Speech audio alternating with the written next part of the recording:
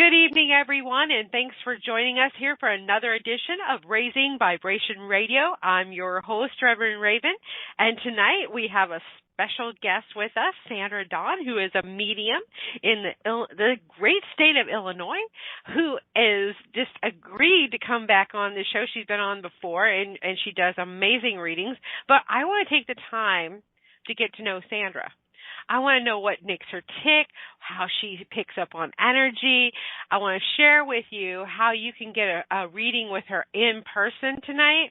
And I just want to share some healing techniques too that we're going to ask Sandra about. I'm going to pick her brain tonight. So without further ado, I'm going to bring on our special guest, Sandra-Dawn. Hi. Hello. Can you hear me okay? I do now. Okay. I forgot you were calling in, and I kept waiting for the microphone to come on. Oh, sorry. No, don't be. It was not, you told me. It's me, Dippy. I'm just so giddy today. That's good. That's good. It's good. It's probably lack of sleep, but whatever. Well, take it as it comes, right? Yes. I'm so happy that I am like this right now and stuff. So, Sandra, do you want me to call you Sandy? Sure. Or do you want me to call you Sandra to sound professional? That doesn't matter. I'm good either way. Okay. All right. So I want to tell everybody a little bit about yourself. I want you to share that and what you're doing now. Okay. Well, what I am, I'm a medium and an intuitive, which kind of comes with the territory of being a medium, but I also do Reiki. And actually, I started in June working out of a local shop instead of just doing online readings and things like that, and phone and Skype. So now I've branched out because there were still quite a few people who wanted in person. So actually I was recommended to a local shop. They contacted me and been there since the middle of June. How's that working out for you? It's different. It's different? Yeah. It's different from talking to somebody over the phone or Skype versus seeing them in real person? Very different. Yep, very different. I like it. I do like it. It's just totally a different type of energy. I mean, I can feel the energy over the phone or through chat, something like that, but the energy is totally different when you're sitting with somebody a few feet from you. So it's wild. I enjoy it. I think I used to have a phobia about actually reading somebody in person, but not anymore. That went bye-bye very soon, so that was nice. So when you decided to go and do the store thing and stuff, were you scared to take that first step to do that? I was nervous. I was very nervous, but I actually had two ladies. They were actually sisters. They contacted me for a reading, and they were each going to drive 90 miles, one from the south up to me, which I'm like in the middle of the state, but she's coming from the south 90 miles. Her sister was coming from the north 90 miles, so they were going to meet in the middle and come see me for a reading. So I had read a few people just having them come to my house, but I was kind of uncomfortable with that. And then, lo and behold, I got recommended to the shop, which is actually called Moon Dancer in Peoria, Illinois. And they're an eclectic boutique type place, the bohemian vibe, and they have all the sage and essential oils, and they have all of that kind of stuff. They were looking for a reader, and I came on their radar, which was perfect timing because I was then able to have the sisters meet me at the store, and that was in June. So it all worked out. Pretty awesome, actually. But I would have felt like a kid in a candy store. It was pretty cool. It really was. And I was so busy for a good 3 weeks. Like, I didn't even have time to sit down. I'd be there from noon to 5 and just have people, one right after another. People calling in to see if I was there. And I'm not even sure how everybody knew about it. I mean, I say that, but obviously Spirit wanted me there or I wouldn't have ended up there. So they got the word out, apparently, that I was there. It's been really good. I mean, for a while it seemed that I was doing a lot of walk-in traffic, but then the middle of the summer hit and it slowed down. Everybody's on vacation. But then I said to myself, I'm going to go. I don't want to go and just sit there. So if I'm going to go in, I want to have appointments. And since I've done that, I've had appointments every Wednesday except for one because we were on vacation. So, and while I was on vacation, I actually booked 3 appointments for when I came back. So it's just been kind of a interesting ride. I mean, it just all fell into place, and everybody seems, they kind of they're like, well, where did you come from? Well, I've lived here my whole life. I just haven't been out and about, I haven't been totally out of the closet with this whole thing until real recently. So. Right. So, when you're there at the shop and stuff like that, do you do more mediumship work? Do you do more Reiki? Are you doing fortune telling? What exactly are you doing when you're there? Well, first and foremost, I always say I am not a fortune teller. I do not do. People want to come in and ask me, what am I going to meet Mr. Right, or what's my next job going to be? And I say, I don't know. That's not really my thing. I don't try to do the future. Now, if Spirit gives me something and says, well, this is coming up for you, then okay. Right. I will give that. But I do a lot of mediumship, a lot of medium readings. I have done Reiki. Reiki's kind of starting to pick up again now. So I have a couple of appointments for that this Wednesday and a couple for readings. So I do a little bit of everything. Some people come in thinking they want one thing and they start talking and they end up getting something else. So kind of a mixed bag, really. Well,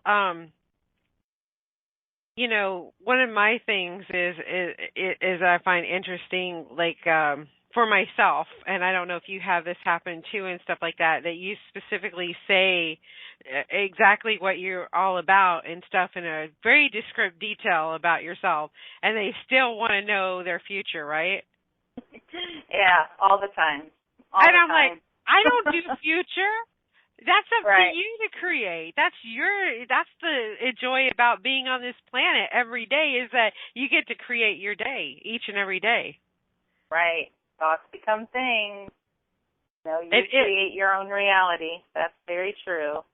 That is true. So, you say you do more mediumship work there, though? Yes. And how is that? What? I said that's how it's been, but it seems like it's starting to maybe flip to go more to Reiki right now. Mm-hmm. Just depends. I did it was called the Summer Wellness Cannabis Camp, which was for medical marijuana because it's legal in Illinois. And down there I did Reiki, just short little 5-minute Reiki sessions.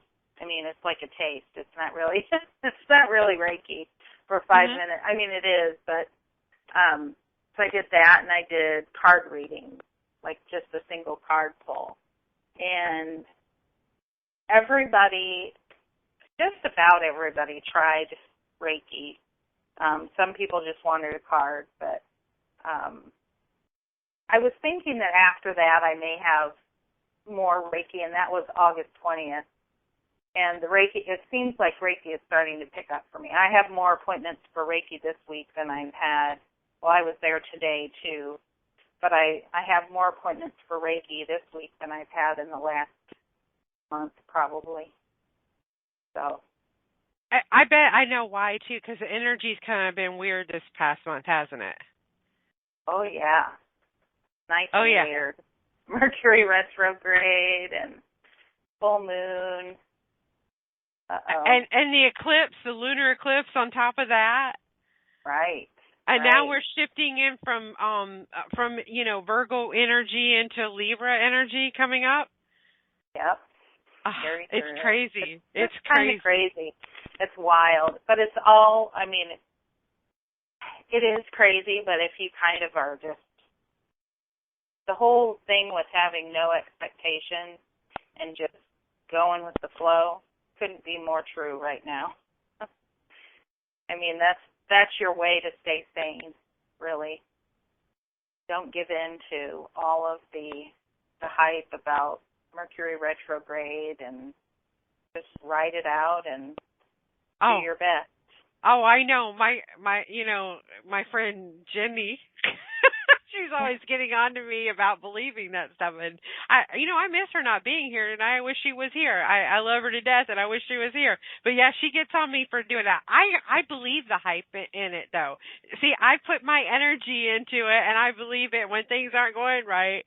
Instead of taking responsibility and ownership of it, I blame it on Mercury on retrograde. It's like, ooh, I get to blame it on Mercury on retrograde. Yeah, well, I don't know. I think it's just kind of a bunch of hype, really. It's all how much you believe. If you want to put your life on hold while Mercury's in retrograde, then okay, but and I do. You're missing out. Yeah. I do. I totally go there. I totally I can't sign a contract. I can't do this. I can't get a new job yet because Mercury's in retrograde. Well, I'm in that case. Yeah. Well, a lot of people, it's surprising the number of people that really do believe it. I mean, yeah, it does.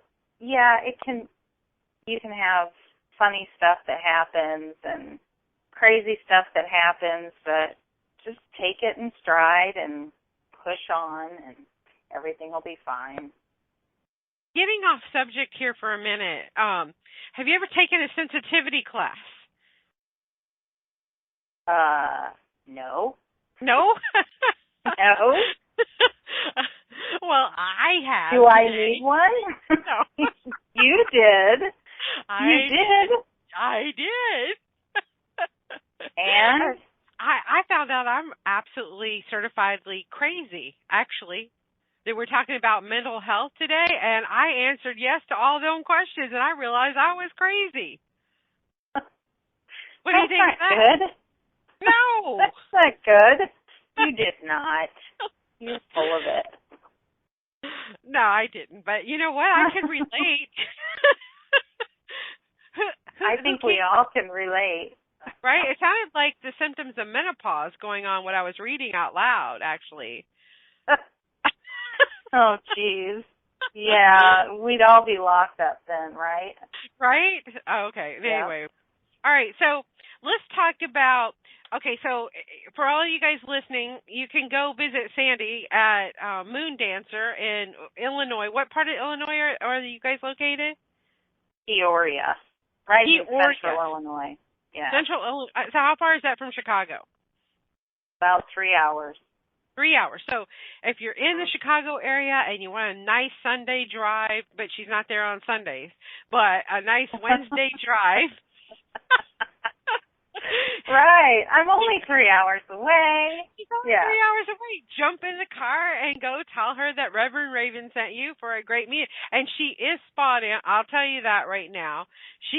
My mother came to her, shortly after my mom passed and started poking her, and she's just amazing, and she knew things, that not too many other people know. So if you want a live reading, you really owe it to yourself. But I want to get down and dirty and getting to know you a little bit about yourself, about how did you know that you had this gift anyway? What happened to you?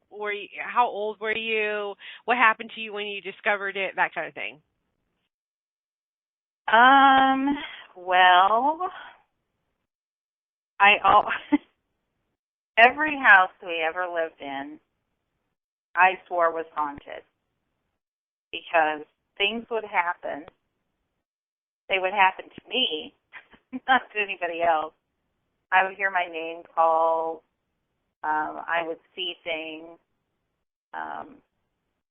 But, I never really told my parents because I just kind of chalked it up to my own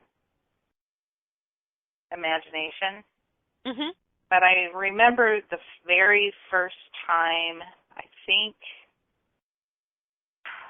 I can remember my bedroom, and I had a Holly Hobby canopy bed.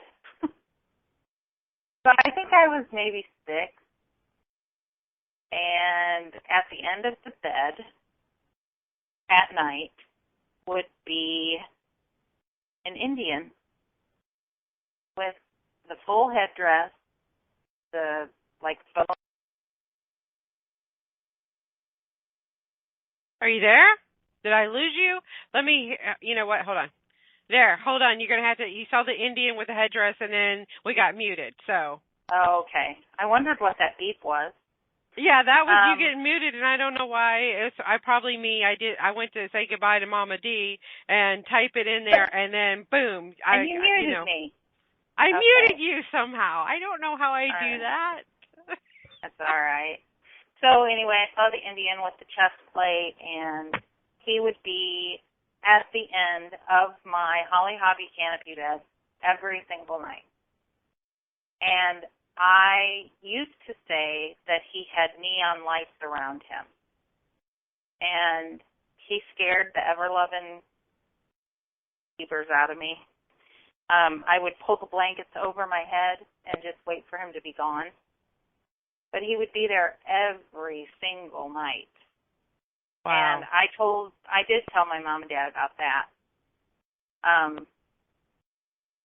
But I didn't tell them about it, every night.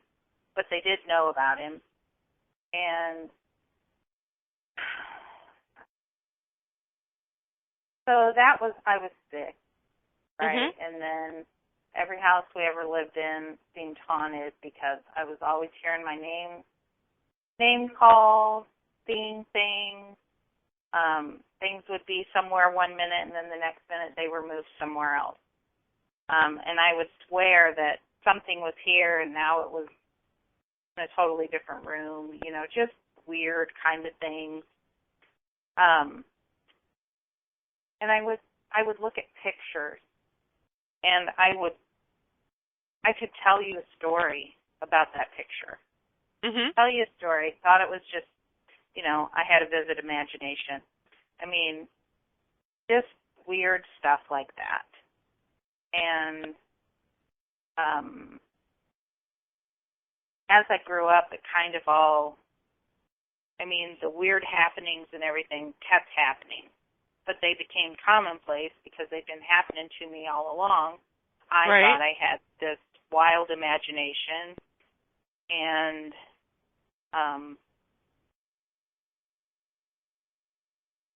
eventually it got to the point where I thought I was crazy. I mean, I stopped wanting to go out anywhere. I mean, this was after, what was I?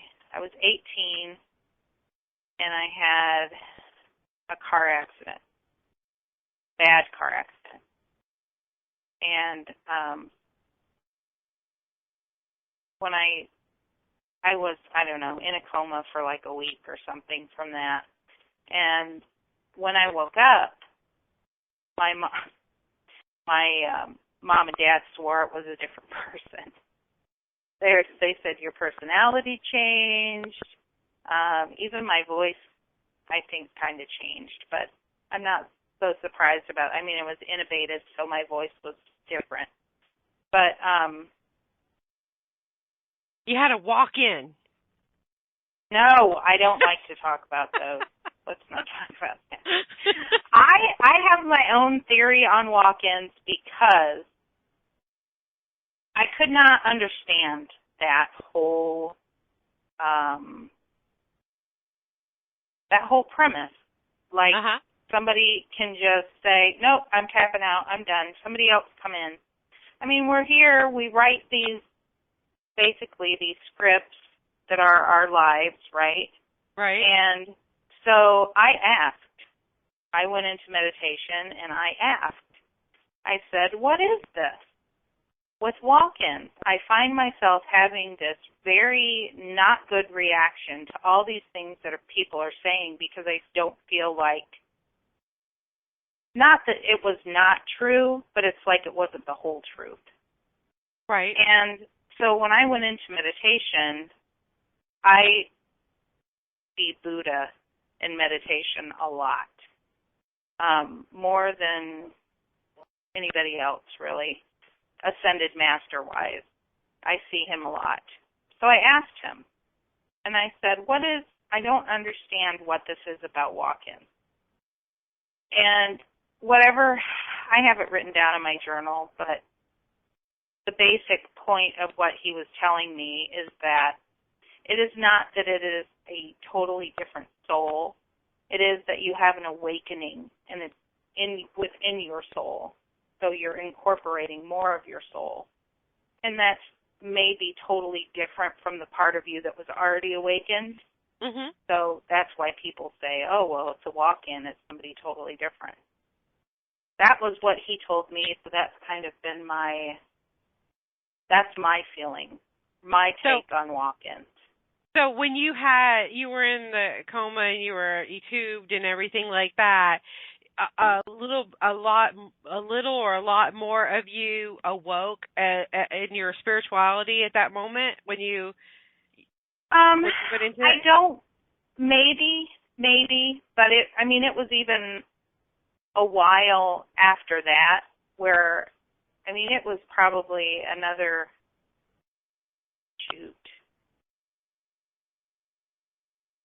when I look at myself and there's the progression, I really started becoming very withdrawn.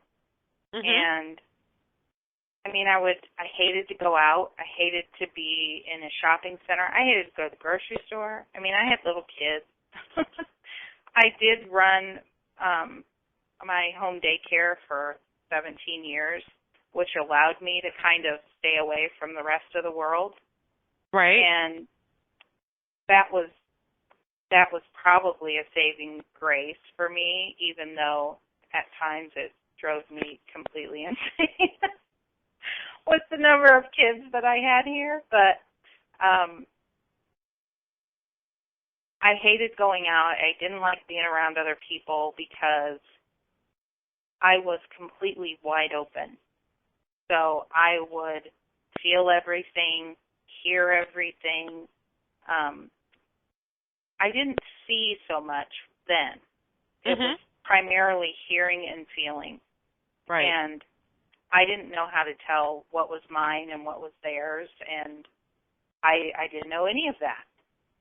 And, it came to a culmination when Well, at one point, I would go to the grocery store, and I would walk by people, and I never made eye contact at the grocery store.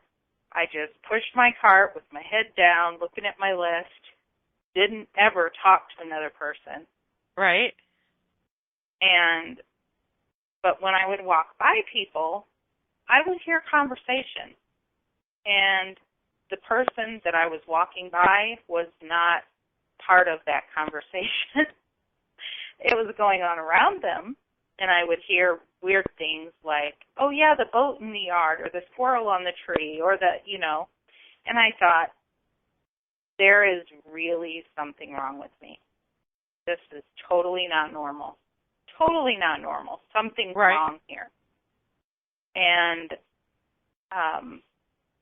also at that time, my husband had a job that kept him away from the house a lot.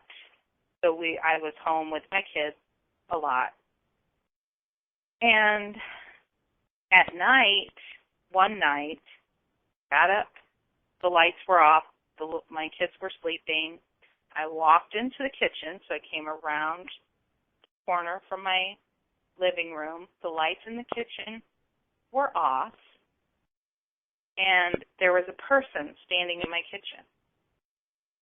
It looked like a shadow, like somebody standing in a dark hoodie, and he got darker the farther down it went. So the top of his hoodie looked like dark gray, and it just gradually got darker and darker and darker. And I saw that, and it was maybe, 6 feet from me. Right. And, of course, I panicked. I flipped on the light, because the light was off, and flipped on the light, and, of course, it was gone.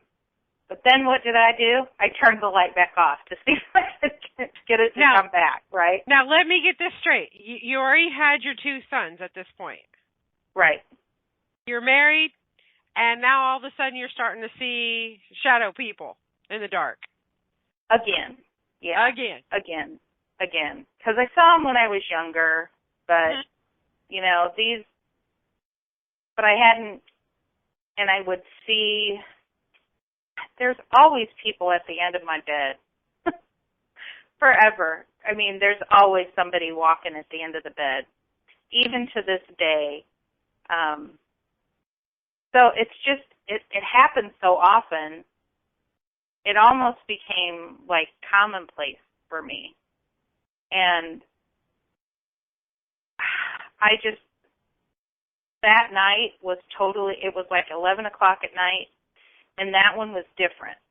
I'd never been that close to one, and I remember there was no feeling actually attached to that, which was weird too, because normally I was like scared or trying to pretend I didn't see it, There was nothing that night. That was different. And so then I got on the phone and I called my mom and my dad, and my dad's saying, no, okay, a little bit of backstory here. My house is tiny, very little. I have 3 bedrooms, a bathroom, a kitchen, a living room, hallway, no basement, nothing. But I called my dad. He's like, have you looked behind all the doors? Have you looked in the closet? Have you checked the shower? Moved the shower curtain? I said, it couldn't have gone there. Nobody could have gotten. There's no way. There was no way anything could have gotten past me. And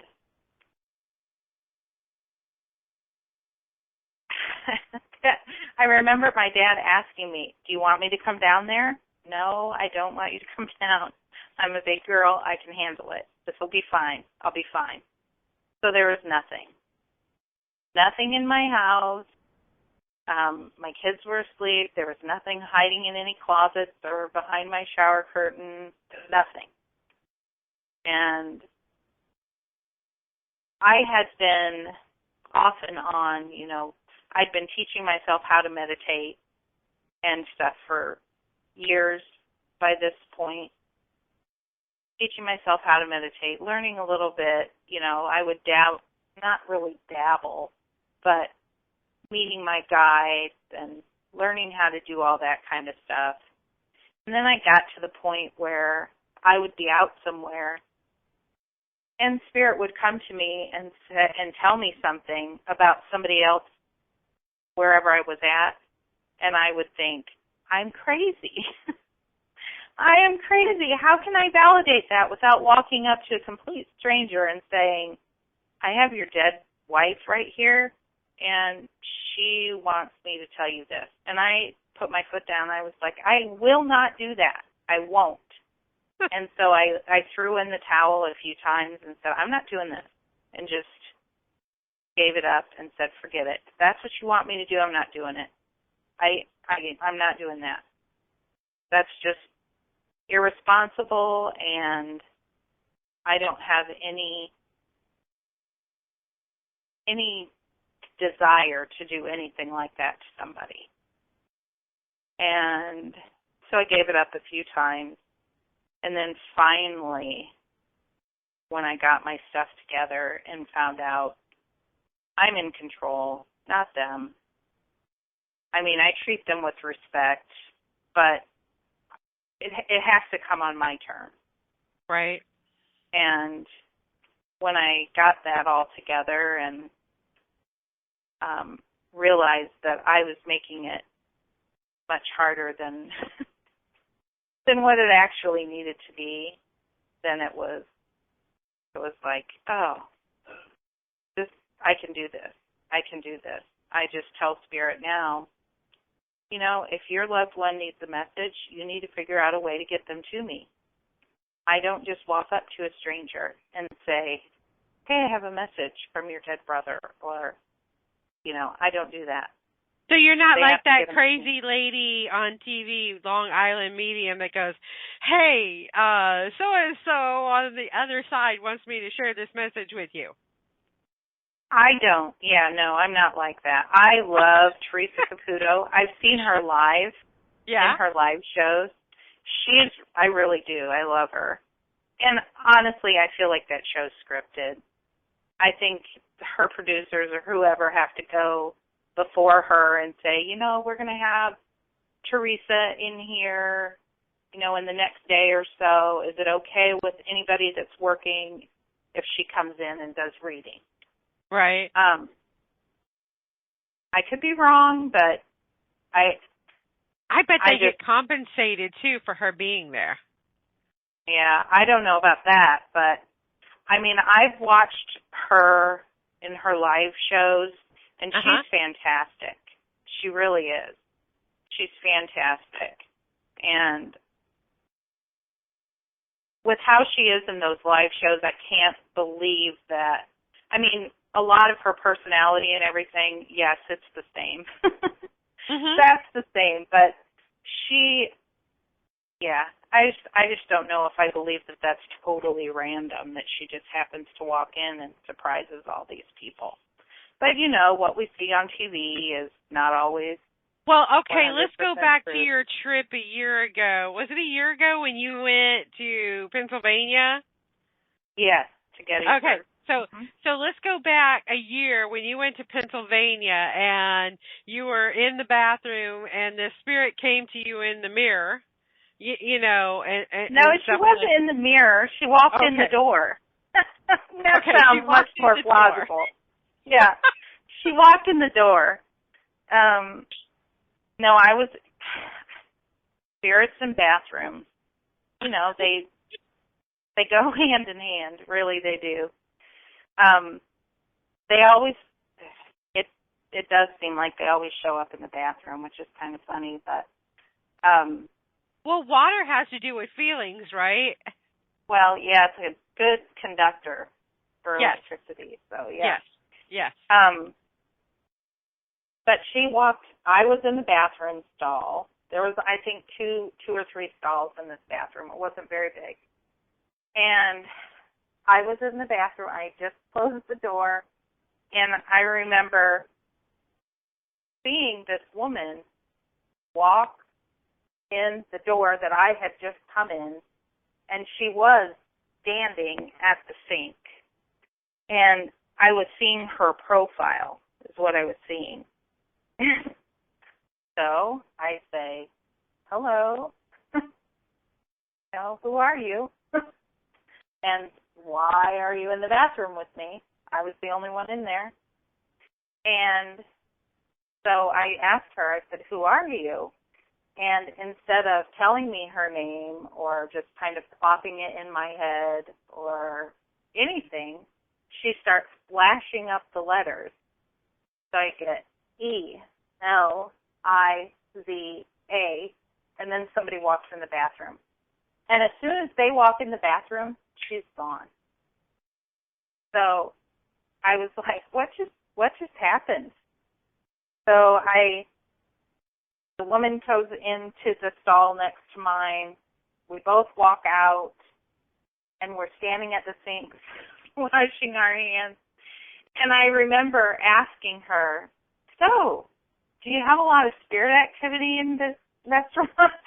I mean, totally like a goofball. I'd never done that before. And she just kind of looks at me and she goes, no, not that I'm aware of. I said, oh, okay. And I walked back out and sat down at the table.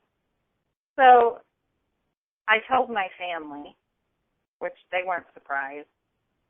But then after I saw her in there was also another spirit that came out of the kitchen, and it was just like he was on a loop. Came out of the kitchen, he walked to the back, and then he would disappear, and then I'd see him come back in a few minutes, come out the kitchen, walk around, disappear. So, and we were right across, this restaurant was right across the street from the battlefield in Gettysburg.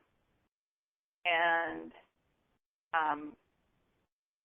the black man that came out of the kitchen, his house is still standing, I don't even know how many 100 feet or something from this restaurant. He was like one of the only freed black men to own property in that area at the time of the Civil War. Can't remember what his name was, but that was him. When I looked it up, because I had to look it up after the fact, I came home and did some research, and when I saw his picture, I was like, oh my gosh, that was him. That was him. And I thought for sure I was never going to find out who the woman was.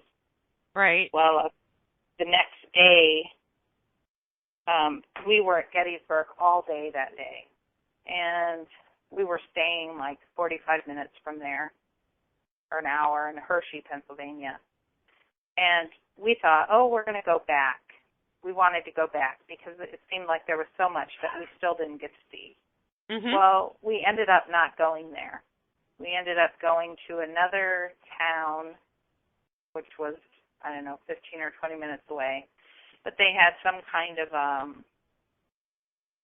an armed forces museum or something. I can't remember exactly what it was called. But it was very cool. I mean, they had, my boys were in seventh heaven because they had all kinds of guns and everything set up that you could try to shoot. And we were doing all that, and we went upstairs.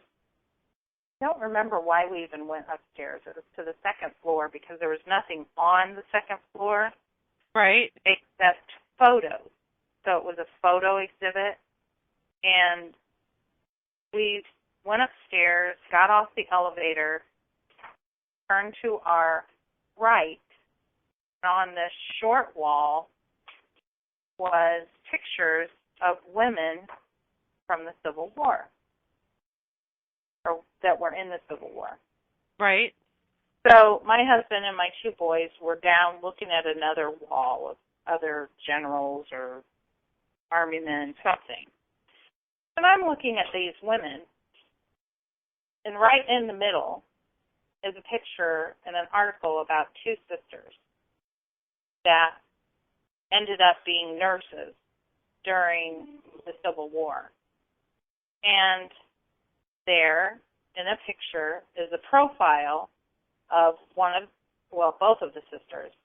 But the one sister's name, which just happened to look like the woman that I saw in the bathroom. Mm-hmm. I mean, only I knew what she looked like. Right. And this woman looked just like her. It was the profile and everything. It wasn't even, I mean, dead on to what I saw.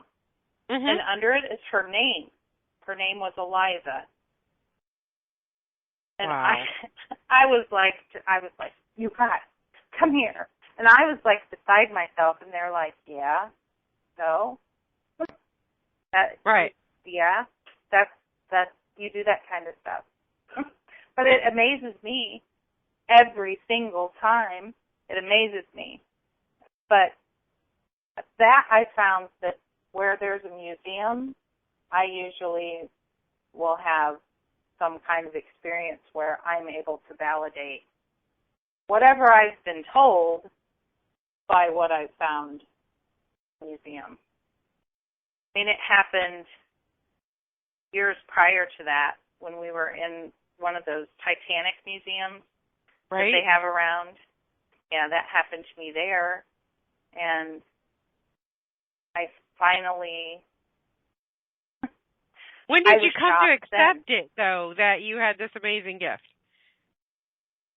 It took me a long time. I mean, I knew I did, but I always doubted myself. So when did I finally stop doubting myself? Mm-hmm. Well, I can't even say that I totally don't doubt myself today, because some of the stuff that comes out of my mouth, I think to myself, really? Really? You know, really? I don't... So there are still instances where I do doubt myself. Right. But I stopped for the most part. I was like, and Teresa says it all the time. She goes, you can't make this stuff up. And that's true. You can't make it up. You can't. You can't come out to somebody and say, well, you know, some weird name, or why are they showing me this, and they about fall over because how do you know that? How can you know that? I can't know that. They're telling me. I don't know anything. I'm just their mouthpiece. I'm just trying to adequately. Oh my gosh! Looking at my picture, that's scary. Oh, no, that's the best I can do with that. I'm not Dorothy Holder, okay? So she's the professional poster maker. At least it's got your two links on there. Come on. I did the best I could with it, okay? No, it's fine. It's fine. Oh, my gosh. It's just I had to blow it up to stretch it to go on. Oh, my gosh. With link. I don't really look like that. Well, I do, kind of. Thank you, Christy, for coming. Thanks for being here. She's got to run. So. Okay. Thank you, Christy. So, you know, the thing is that I did the best I could do with that. It just scared me. I had it all. It totally scared me. It was like, you know what? At my website. Bluish green coming out of your eyeballs, like you can tell you're an energy healer, because the blue green is like shooting out of your eyes, right? Yeah. Right at you, at least on my end. I can see it. I think it's just my glasses, but okay, we'll go with it. No, you can tell you're a healer. What are you talking about? Okay, so I got another question for you. Was there a time in your life that you were worried about what people may think of you because of your gift? Oh my God, yeah. Most of my life. I mean, walk around for a long time thinking you're crazy, so you don't want to let people know that. And then when you figure out, oh, I'm not crazy, I just hear other people that you can't hear. And I'm still, now I don't care. I mean, you either like me or you don't. Doesn't really matter. I don't care what you think of me. What you think of me is none of my business. And I'm pretty damn good with me, so that's all that matters. And that's a good feeling to be at. I totally agree with you there. So we know that you can feel spirit, we know you can hear spirit, but you can see them too. So you have, you got three major senses going on there. Right. Right? Yeah. Yep.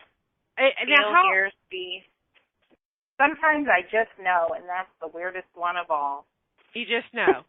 I'm just wondering how many mediums out there have all those sensories going on when they're communicating with spirit. Because I hear some people say, "Oh, I hear it," or "I see symbols." Yeah. Now, I don't really know. Probably a lot of us have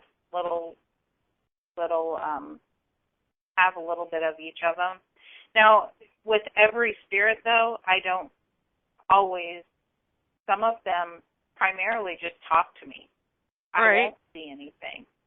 Or it's all feelings. I like it better when I can use when I can see, hear, and feel them. Right. But that doesn't always happen. So, I mean, I have to be. And in the beginning, when I was learning how to do this, I would panic because it was like all of a sudden I'd quit seeing, and I'm thinking, well, have I lost this? What's wrong?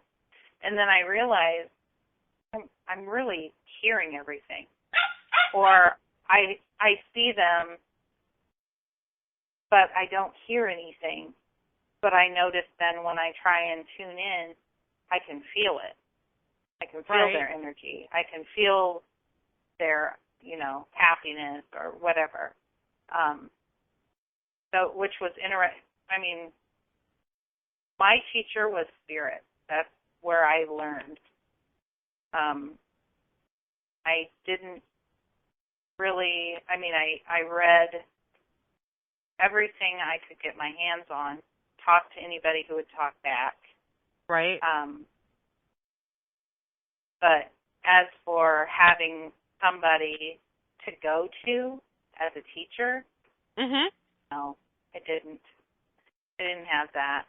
I would have people who would say, "Oh, I want to help you out," but then that would be as far as it went. Right. For whatever reason. So I just learned to do it for myself. I figured it out on my own. Spirit's your best teacher anyway. So everybody's different. The way I do things isn't going to be the way somebody else does them. Right. And all I needed to learn was my own way. And it's a learning experience every day. Every reading is different. And I learn something new every single day, without fail. Right. And how does spirit know when to come to you and start, running at the mouth with you? Oh, that's all about boundaries. Boundaries and rules. Right. Which, I'm kind of a stickler in that department. Like, oh, you're an earth sign, yeah. I'm totally totally a stickler. You got to follow my rules, or I'm not playing your game. Yeah, I don't play well with others, I guess. If I'm not the boss, I just have to be the boss. That's all. Right. So, it used to be. I told them, when I was meditating, you could come to me when I was meditating or when I was working, which meant, if I was doing readings for people, okay, I would open up and say, "You're allowed, come on through." Right. And it used to freak me out because I would see this line that was never ending. I mean, it just went on forever. And that's the line of spirit that's waiting to have the chance to come through and talk to their loved one. Now, whether my guides did that for me to say, you don't need to rush yourself. These people, these spirits aren't going anywhere. Right. So, or whether it was actually a literal line of people, I don't really know, or spirit. But I found out very quickly how to make all those voices stop and how to turn myself off. I just didn't know if I wanted to turn it back on again. that took when me you longer were to figure when out. you were describing that scene to me about a long line of spirit, do you remember the movie Ghost when Whoopi Goldberg is her and her two sisters that are doing mediumship readings out of their apartment or store? Hey, thank you, Corrine. Thanks for coming. And so so they're doing the mediumship reading and everything like that, and they're faking it. And then all of a sudden, Sam comes in there and he starts talking to her and stuff like that. And then the next scene, you see them. She's opened up a store, right? And there's a whole line of spirit. And she's like, I wish these people would shut up and go away and leave me alone so I can get some sleep all night long. It's this, this, and this. So when you were describing that, I totally went there with that scene. Really? I've seen that movie. It's been a long time ago. I never remembered that as a scene. Well, that's kind of cool. I never remembered that part with them lined up. Yeah, I remember her saying that. Yeah, she goes, the first time you ever came and talked to me, and everything like that, now you've opened up the realm and everybody is coming to me, and it's all your fault. Right, yeah. That's about what it's like. I mean, I believe that. I really do. I mean, it was, I saw them, but it was like, it was overwhelming for me, so I figured out very quickly how to turn it off. Right. How to say, I'm closed right now, so nobody is allowed in. My house has been pretty quiet since I did that.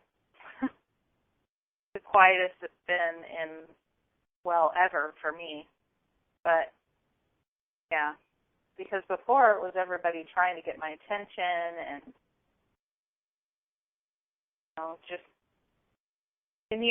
I remember going to pick up a pizza with my husband, and we're inside Papa John's, and in walks this guy.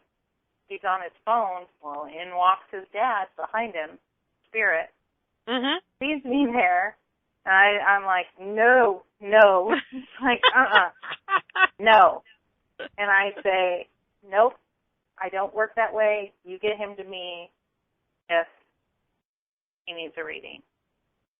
And it's like when I see them, if I'm with somebody, it's usually my husband, it's almost like I whisper, like, there's spirit that just came in. Like they're not going to see me if I whisper. Like they don't already know I'm there, right? Right. Yeah, but it's like if I whisper quietly, then they won't know I'm there. It's kind of crazy. Okay, so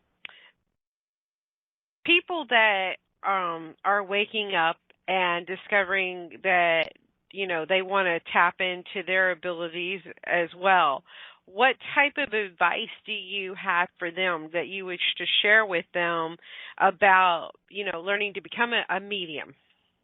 Right. Well, first thing that I tell people is you need to learn to meditate. There's lots and lots and lots of different ways to meditate. Mm-hmm. But in order for you to be able to hear your own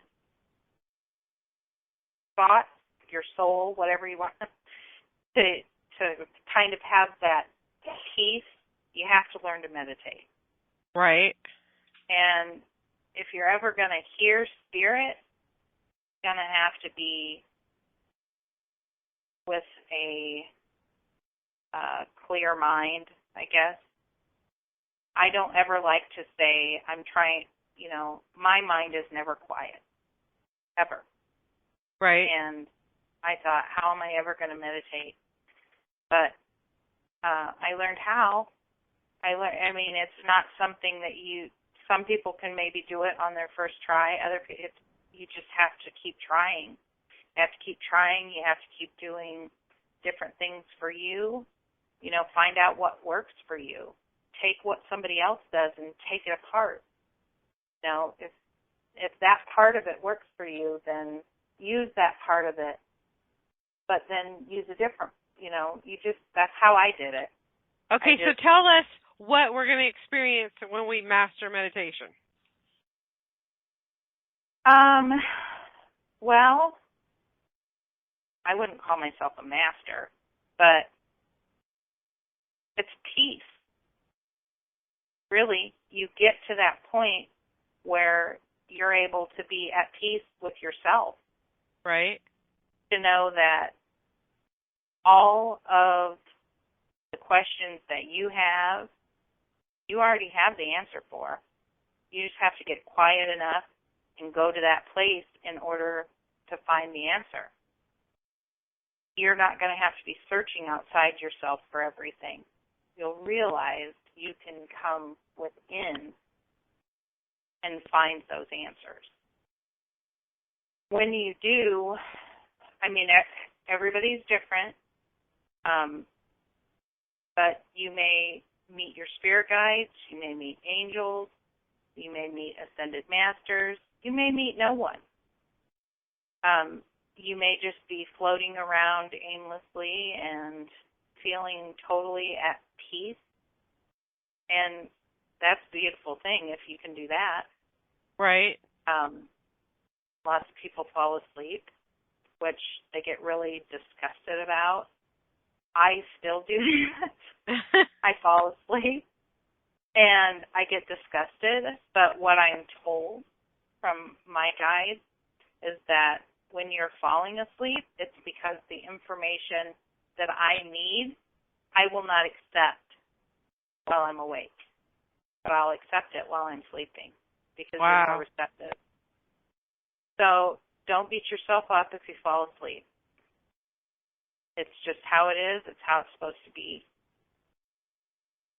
Wow. That's I fall asleep when I start meditating, and I'll doze off.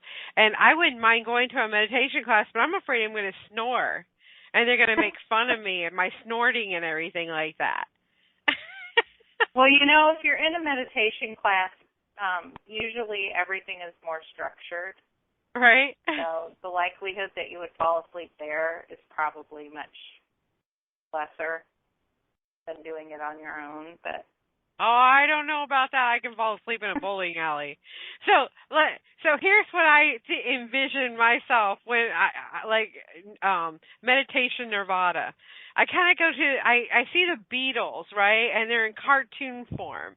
And I see the colors of the rainbow going up in a squiggly line and everything like that. And then there's a big old pink elephant. And I'm chasing this pink elephant. See, do you see where I'm going with this? Okay. Yeah. That's a wild sensation. Right? Yeah, exactly.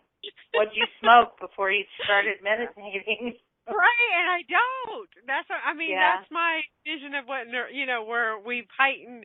I don't know. Am I looking for a blank mind? How do I know I reached nirvana? When am I talking to God? You know what I mean? I want to know. Right. Well, I don't have room. A lot of people will say you should set up an altar. You should have a dedicated area in your home where you meditate same time every day. Like you just get used to it. I don't have room for that. So my sacred space is in my head. And I built that space. I went there initially. My meditation has changed so much over the years. I started out with a lot of things that I had to do just to get myself to that point where I was calm enough. But, I would ride up a chakra-colored elevator, and I would stand outside this huge, heavy door that would have, and there was a box next to the door, and this key would pop out of the side of the box. Right. But only after I put in that box all of my, like, bad feelings, anger, all of that stuff that I need to let to drop when I'm going to meditate. So this key would pop out. I would put it in the door. But the pisser with that was that sometimes I thought I was done putting all my crap in the box. Right. The damn key still wouldn't come out. So it's like, oh, I got to figure out what else do I have that I need to put in this stupid box before I'm going to get my damn key so I can get in my room so I can, start meditating. And all the while, this is meditation because I'm letting go and releasing things. I'm never coming back to the box and picking them up. So I just had to go a little bit deeper. What else do I need to drop? Keep, putting stuff in there. Okay. Oh, out comes the key. Great. I can get into my room, and my room has changed over the years, and now it's really, I just walk out into, it's like, I feel like the Sound of Music, Julie, when she's standing there singing and sitting around. I mean, I've got green fields with a brook at the back and woods at the back of that, and then over to the side. Oh, well, there's the ocean because that's normally what you find. And right. There's some cliffs overlooking the oceans, which also just happens to overlook the green field with the babbling brook and the woods behind it. Right.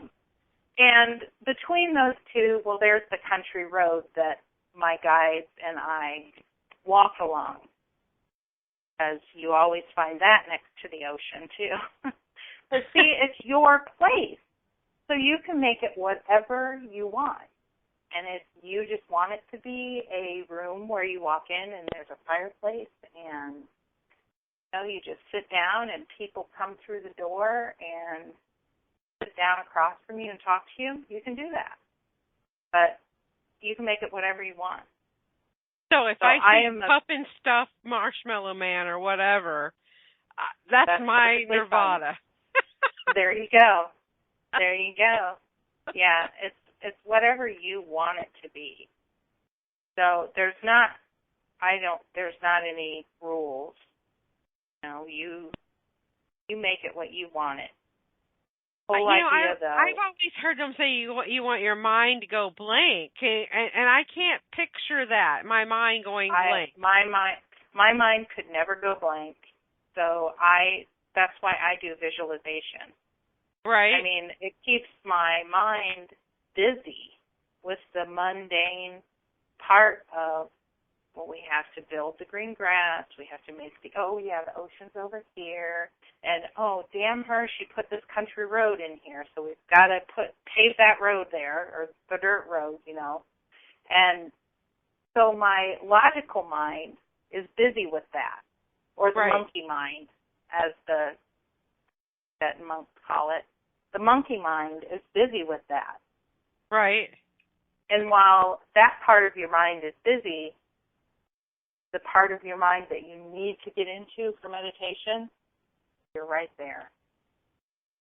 So even if you're just looking around, you're standing in the middle of your space and you're going, oh my God, this is beautiful. This is beautiful. Then all of a sudden you're going to notice, who is that? Who's walking towards me? Wait a second, this is my own space. Why is there somebody else in here? Right. And it is going to be a guide or a loved one. That's how my meditations go. I'm hardly ever alone. It's fine. I mean, my guides, they'll pop in and they'll tell me whatever it is I need to know, and then I just walk along the road, or I sit by the fire pit that's in the middle of my green field, and other guides will come up, sit down. I'll have loved ones that come up. I enjoy meditation. but not everybody does because they think it's way too hard. But it's really not. You just have to find the one that works for you. Right. So for the people that are listening, and I said that we would talk a little bit about how you can start practicing to be a medium. What exercise could you give the listeners for them to connect with their spirit guide so they can start communicating with the people on the other side? Or is that too hard of a question? I don't want to put too hard on you. I know you work today. Yeah. No, making me look stupid on the radio. No, I told you, right? I don't want to go there. But I thought there was some kind of simple thing you can do, like to communicate to your spirit guide. I know the meditation, right? Yes. That's going to be my go-to. Yourself to your spirit guide, or what? Well, they know you. You do know them, but you just don't. I don't know it. their name.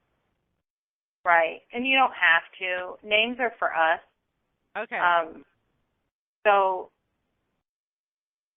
I mean, my guide, which was my Indian that showed up at the end of my bed when I was 6, he never would tell me his name. I'm like, why won't you tell me your name? I would go into meditation and I would see him and he would just look at me. And I would ask him his name and he would never tell me his name. So I said, fine, then I'm going to call you Tall Feather. So today his name is Tall Feather. And as I was thinking Two-Tone Feather. No, Tall Feather. Tall Feather. When you said he would tell your name, I saw Two-Tone Feather. But you said Tall Feather. So close. Tall Feather, yeah. Very close. Very close.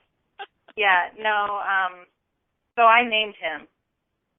And my other guide who walked at the end of my bed. Now, I was an adult when this happened. Right. But it still happened.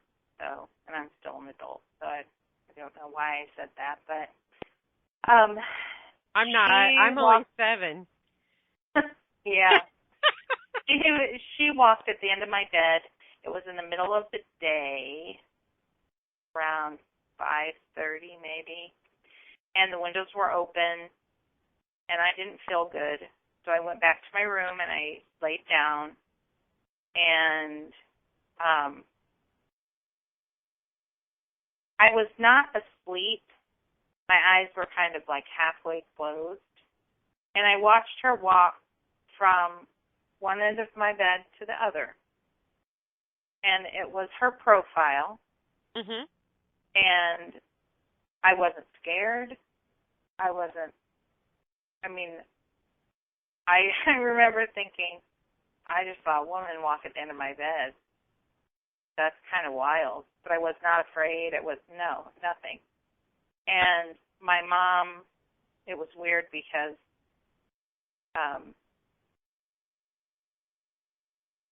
I'm getting this screwed up. Well, at one point in time, I had told my mom's grandma, my great-grandma, that I never knew, came to me one day and told my mom, she said, tell your mom, look on the drawer, the top drawer on the left. I was like, this is weird. For what? Of course, they don't give me that. So I told my mom, I'm like, Mom, Grandma says, look on the top drawer on the left. She was at work.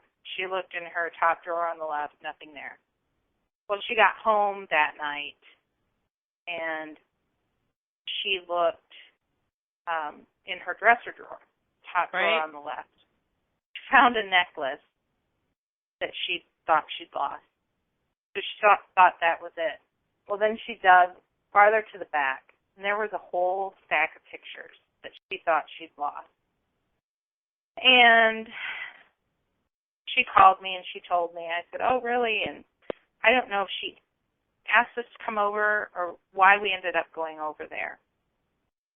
But I had a reading, the first reading I'd ever had. And this woman told me that I had a guide named Anna. So forever, I had been talking to this woman, calling her Anna.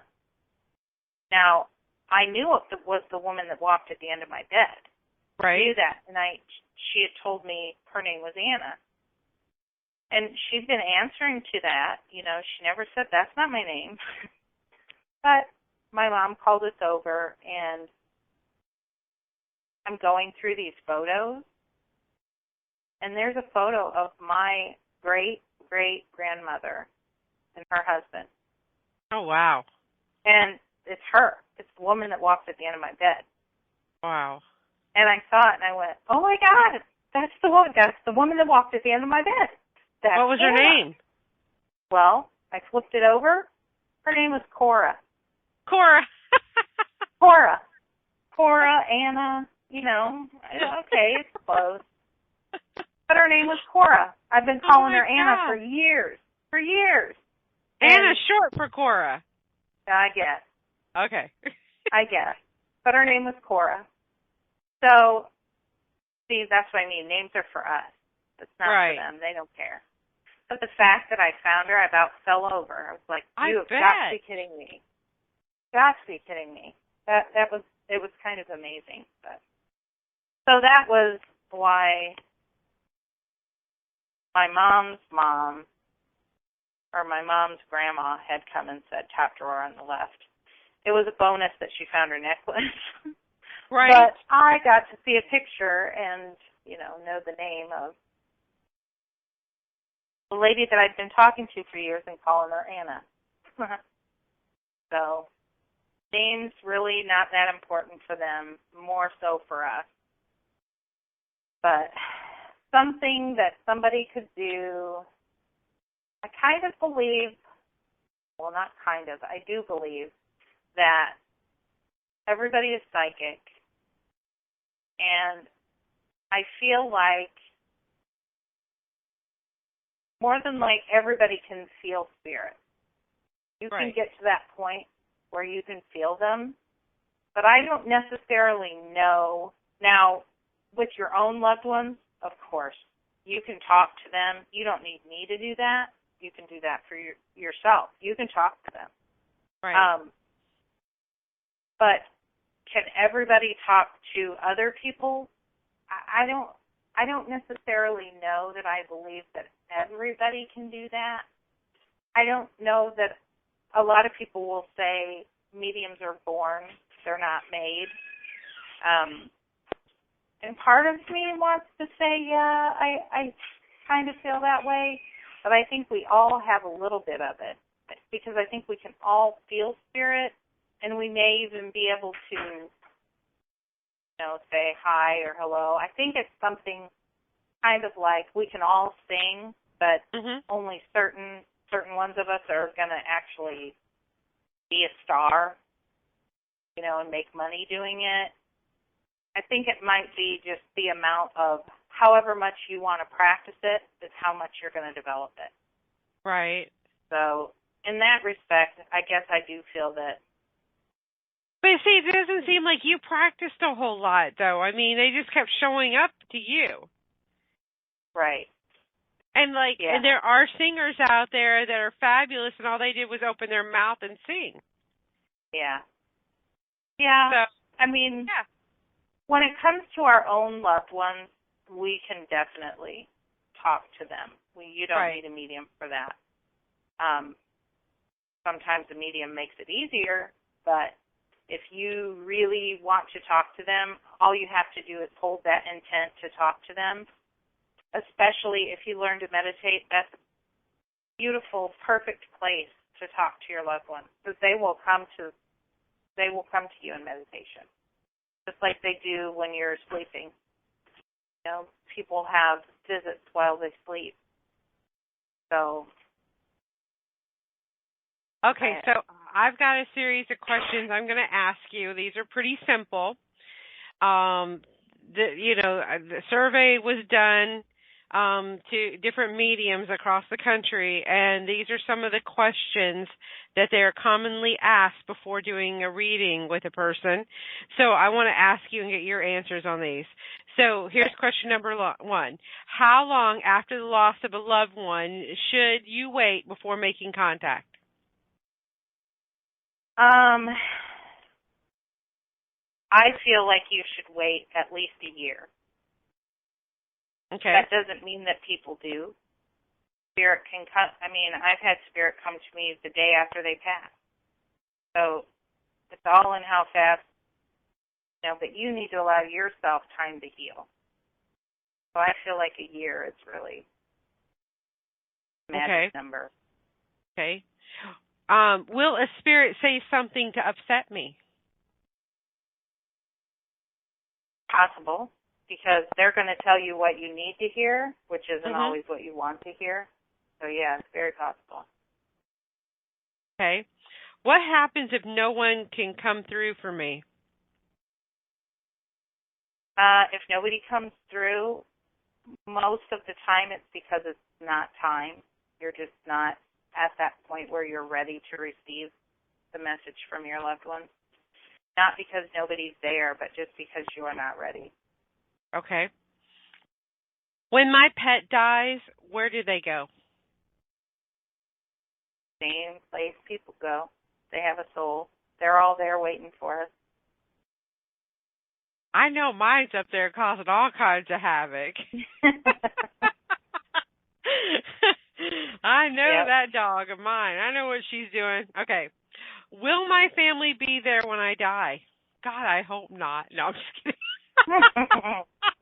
Yes, they will. They'll be there. They'll be there for you. And your family from past lifetimes will be there for you. So nobody's ever alone. Oh, my God. That's too wild, right? To comprehend that. It's like mind-blowing. Oh, you know what? Next week, my show topic on here is going to be reincarnation. I have Barry Strom on here again. You remember him, the guy that wrote that Aliens Among Us? So we're gonna hit the topic of reincarnation. So what's your beliefs on reincarnation? Oh my God, I totally believe reincarnation. Totally, 100%. Well, I know some people don't. Some people don't even want to talk about it. I freaked this guy out today. I'll tell you that much right now. And it wasn't about reincarnation, but he was talking, and I picked up a vibe that he was a Sagittarian, right? Like, I just know that vibration. I said, "You're a Sagittarian, aren't you?" And he goes, "I don't believe in horoscopes," because he was a devout Christian, right? Oh, right. I'm all about that. Whatever you believe, I don't want to pish posh your beliefs.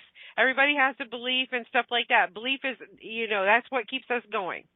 So, correct. And I totally believe in all of that stuff. So the thing is that he's like, "I don't believe in that stuff and everything." I said, "Well, when's your birthday then?" And he goes, "December 11th, 1952. And I said, "Oh, so you're a 40 equals 4, so you have the God power behind you, and you always come out smelling like a rose because God's got your back." He goes, "You straight, yes, that's right about me," and stuff like that. And I said, "You're very dependable and trustworthy and everything like that." And he goes, "Yes, I am." And I said, "You're just, and you got your opinions about something, and you get stuck in a rut, and you just let it go." And then he shut up right there, right? And he wouldn't talk to me for the rest of the afternoon because I think I spazzed him out. Yeah. Well, yeah. People, when you present them with all these things about themselves, it's all of a sudden it's like, well, holy crap, where'd you get that? Right? Like, you're a witch. That is freaky. Yeah. And I don't mean to go do it. It's just that, it kept dawning on me that I know what this guy's sign is, right? I know what he is. Right. I know what you are. I know what you are. Right. And I couldn't help myself. I had to share with him. Right? And I shouldn't have. That's not my place to do that. He didn't ask for that. Well, that's not so bad. I did my pre-show on Ho'oponopono tonight because I shouldn't inject my opinions or things like that or share those kind of things with people if they don't ask. That was a no-no. Well, yeah. I mean, that's kind of how I feel about it, but a lot of people don't agree with me. So, I mean, if it felt all right to you, I mean, he was receptive to a certain point. It was just that it became a little too much, because what does that then make him do? Re-examine his beliefs. I know, So and I shouldn't do that to people, though. He wasn't ready to go there, and I know that. And smacked me on the no, face. I don't think that he wasn't ready. He had to. He wouldn't. This interaction would have happened. Right. And you never know. You never know what kind of effect you have. I had him that's laughing make earlier. What? I had him laughing earlier when I we were talking about, because this is sensitivity training, right? and he goes, well, what's one way, to show somebody that you respect them? And I go, my light inside of me honors the light inside of you. And he was like, what? And he blew out laughing. Namaste. Namaste. That's right? what you needed to say. Yeah. Yeah. And he goes, what do you do? I said, oh, I'm a reverend too, by the way. Oh, me too. I am too. Right. So. No, really, I am. I know you are. Congratulations. Yep. It's about time. Yep. Okay. I know it. So anyway, yeah. So he I know what he was saying. He said something about we shouldn't give advice because we're not therapists. So I'm like, oh, I'm a reverend. I can do that. Yeah. I know. Oh, I did work today. I was at the shop today, and I had a weird day. Totally weird. What happened? Just weird. I don't ever answer the phone, and I did because the other lady that was working was busy. I answered the phone, and it was actually for me, and I don't know that it was a phone call that kind of creeped me out, and I saged myself. I saged the shop. I saged the phone after I hung up. It was a little freaky. I've not ever had that before, but yeah. I can't go into detail, but it was very, very, very strange. I came home and I told my husband that same thing, and he goes, well, you still got it. Because when I was in high school, I always attracted the weirdos. Oh, that's who I dated, were the weirdos. But that's what my husband says. So yeah, I guess you still got it. Because you can still attract them. Yeah, I guess. I don't know how, but it was very, very strange. And actually, it was one of those things where you wonder, like, if the person is watching you when they're talking to you, or you think they're in the building. I totally had flashbacks of that movie where the babysitter's in the house and the phone's ringing, and they're like, I'm in the house. It's just, it totally creeped me out. The middle of the day. But wait, did you smoke today? Oh, I didn't smoke nothing. You got paranoid. Oh my God! I was totally. I don't even know. It was crazy. I had paranoid today too. It scared me. I haven't been like that in a long time. I mean, I was trying to light the sage with my aiming flame, and the lady that was working, she came in. She's like, "Oh, honey, your hand's shaking." She held my hand still. I'm trying to light the sage. Oh God! I was like, "That's terrible." It scared me to death. It was like I was a big chicken. I was like, "What in the world just happened here?" That kind of stuff just doesn't happen. But oh well. So tell our listeners again where you work at. So if they're in your area, they can come by and get a reading from you on Wednesdays, right? It's Wednesdays that you work? Yep, Wednesdays normally. Maybe Mondays. Who knows? Maybe Mondays. And you can get online, too, and get a reading, too, by the way. That link right there, it will take you right to her page, the medium-sandra-dawn, and takes you right to her page. Yep. And I do readings online, over the phone, over Skype, email. But in person, I am at Moon Dancer Boutique in Peoria, Illinois. And I'm there on Wednesdays, normally from 12 to 5. But not always, because I have kids. And sometimes they make me take them places. Right. Right. But you'll make arrangements to meet with people different times a week, too, right? Yep. Very true. I'm very flexible. If you guys haven't had a mediumship reading done in a while and you really feel like you need to connect with a loved one on the other side, you owe it to yourself to hook up with Sandra Dawn, either on the internet. She does Skype readings. She does email readings, right? Yep. Skype, email, phone. You do parties? Yep. I do. I just did one last Thursday. It was a lot of fun. Yep. Yay. I do reading parties. So, and what else do you do? You do your Reiki healing. I do Reiki, yep. I do that obviously in person, or I also do distant healing, which is on my website as well, which comes, when I send my distant healing, I also send you a copy of what I found when I did your body scan. So that's what you get from me. And what else? Oh, animal communication. That's something that I do. I do also do Reiki on animals. So awesome. And so, do you have a little special for our listeners? If they contact you and they listen to you on Raising Vibration Radio, do you have a little discount for them if they contact you?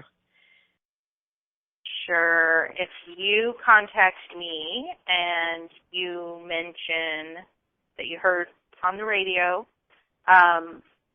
Raising Vibrations Radio, I can do like an extra 5-minute reading or something along with their price or something like that. Right. Yeah. Like an extra 15 minutes. An extra 15. Oh my God, that's great. 15 minutes is a long time, too. You can get a lot of information in 15 minutes. I know. So. That is a good deal right there. Thank you. Yep. Thank you. And just for you, Reverend, just for you. Aw, thank you. And you're totally worth it. Again, if you guys haven't had a reading done by her and you'd like to connect with somebody over on the other side, I've had reading by her.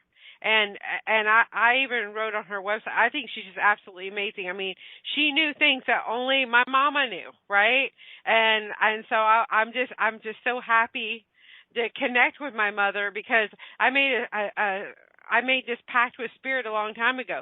You don't bother me and I won't bother you, right?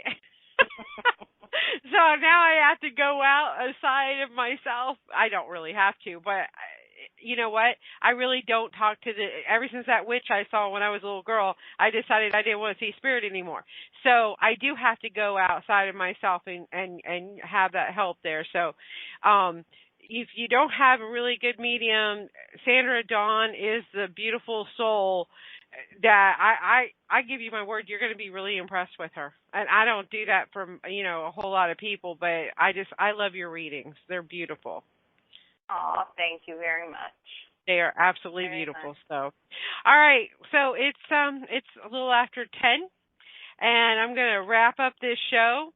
Again, you guys listening to archives, those are actual links on Sandra's page there that I blew up her picture there. And that's very picture. Click on the link. It'll get better. Yeah, click on the link. It'll take you to her website, or if you want to follow her on Facebook, go and do that. And, follow along and see where she's at for the day and stuff like that, because you post when you're going to be at the store, right? Yep. Yes, I do. Beautiful. Yes, I do. Beautiful. All right. So any last advice before we shut down tonight? Last advice. Best thing you can do for yourself is to learn to meditate and believe. Believe in yourself. Believe in what you hear, see, and feel in meditation. Know that it's real. And that's the best. That's the best I can do.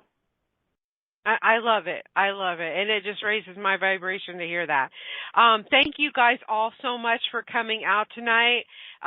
Thank you, Dolores. Thank you, Gigi, for hanging in there till the very end. You guys are beautiful. I know we had so many other people here tonight. I want to thank each and every one of them and you know, for being here and supporting the show. Don't forget, we're going to be here next Monday night with Barry Strom, and we're going to be talking about reincarnation. And, you know, some people, that's a sore subject. So we're going to dive into that subject, and I hope to see each and every one of you here. And Sandra, thanks again so much for being here. No problem. Thanks for having me. I enjoyed it. All right. Good night, everyone. Bye-bye. Bye-bye.